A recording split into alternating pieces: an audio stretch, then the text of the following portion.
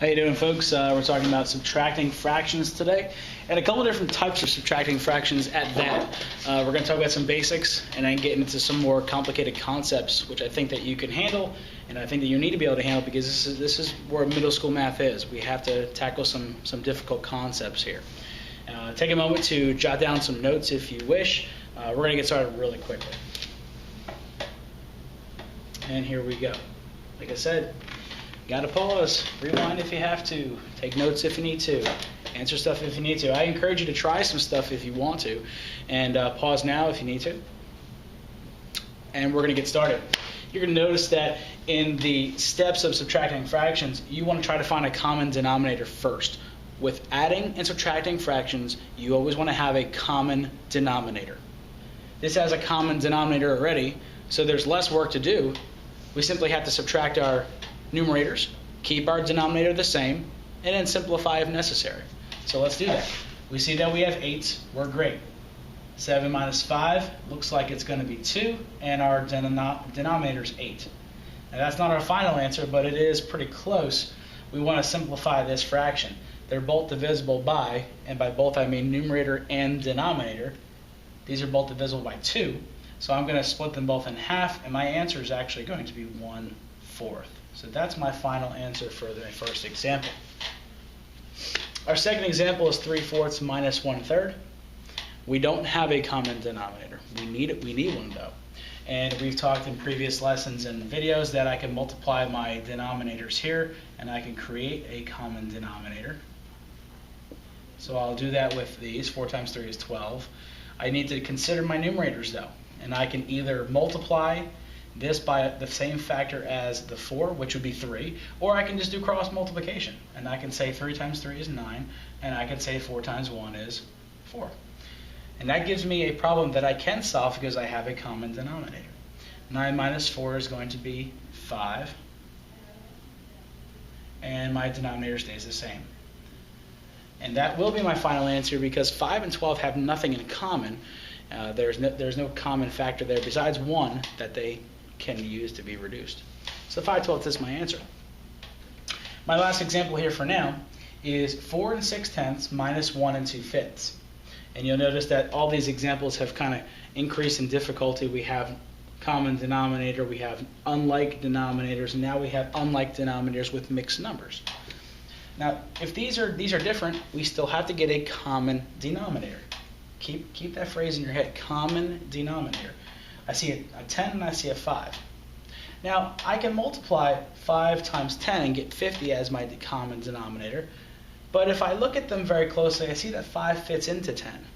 So there's a little shortcut there. I can leave this as it is, and I want to show that to you. So I have 4 6/10 minus whatever this is as a 10 denominator problem, because 5 can fit into 10 2 times. So if I multiply this by 2 and I multiply the numerator by 2, I can have a common denominator problem that's pretty easy to solve. 6/10 and 4/10, they're okay, they're like, so we can subtract them. I subtract my whole numbers and I have 4 minus 1 is 3, and I have 6 minus 4 is 2, and I keep my denominator the same. That's not simplified though. What am I dividing by? We can do 2.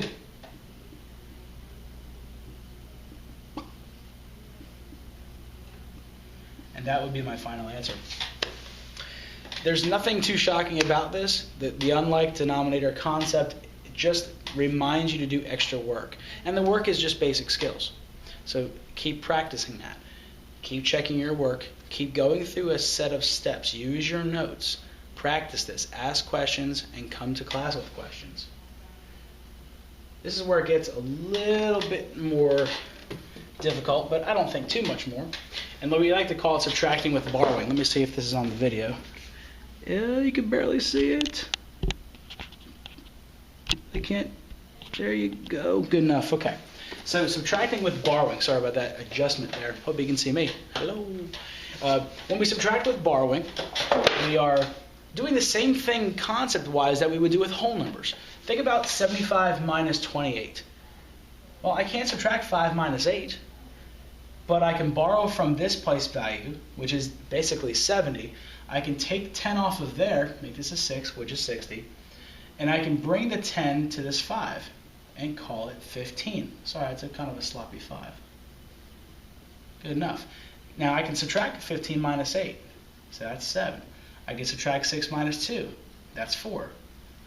So just like I can borrow in a whole number situation or in a place value situation, I can also do it in a fraction. And we have some steps here. And I'm going to ask you a couple common sense questions. My first question to you is, can you do 1 minus 2? Look in your numerators. Can you do 1 minus 2? Of course you can. Now you can in later years of math, but we haven't gotten there yet. But for now, no, we can't do 1 minus 2. So we're going to borrow from the whole number. Just like we borrowed here in the 7, in the 7 in the tens place, we're going to borrow from this 4. So I'm going to call this 3. I'm going to add to the numerator whatever I just took off of there. So some people consider writing it as 3 over 3 because my denominators are alike. So that's a whole number right there. I'm going to add it to the 1/3. And 3/3 plus 1/3 would be 4/3. Now someone came up with a nice neat little trick. They realized since we were adding 3/3 plus 1/3 that you could look at the denominator and add it to the numerator and you find what your improper fraction is. So I want to try that. So I have 4 turning into 3, and then 3 plus 1 is 4/3. So this is kind of like a little sub-step here. And if I look at the rest of my problem, 3 and 4/3 minus 1 and 2/3, I can do 4 minus 2.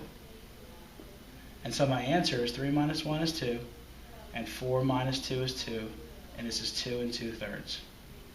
Sorry about the correctness of this. My answer is 2 and 2/3.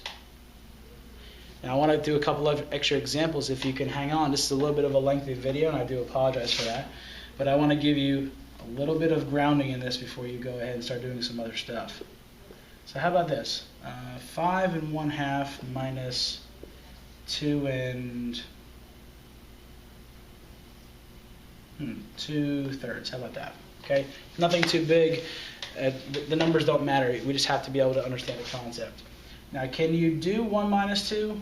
Well, that doesn't matter because I have unlike denominators. I've got to get rid of that first. And we don't have a lot of room here, so I think I'm just going to do one question for now, and I'll have to spread out a little bit this way. 2 and 3, I can multiply those denominators, and I can get 6. So I'm going to rewrite it over here if you don't mind. Make a little arrow here. That's a terrible arrow, isn't it? 2 times 3 is 6. So I'm going to turn this into 5 and something sixth minus 2 and something sixth. If I do my cross multiplication, I can say this is 3, and I can say this is 4. Now, I can look at this right now, and I can see that I can't do 3 minus 4. It's not going to work. So I'm going to have to borrow. So I'm going to take off of my 5 and make it a 4, and I'm going to do that little trick step. What's 6 plus 3?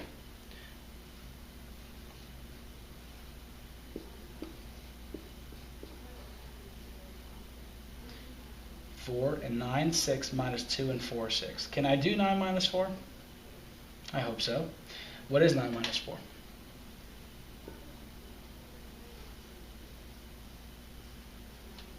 And that's my answer. I hope that you can see that. It's 2 and 5/6. Okay? Look at my steps one more time. I got a common denominator. I realized I couldn't do 3 minus 4, so I had to borrow from the 5, and I made it into a 4. I added my denominator plus my numerator. That gave me my new numerator. And then I just brought the rest of my problem down. And I did the subtraction that I know how to do.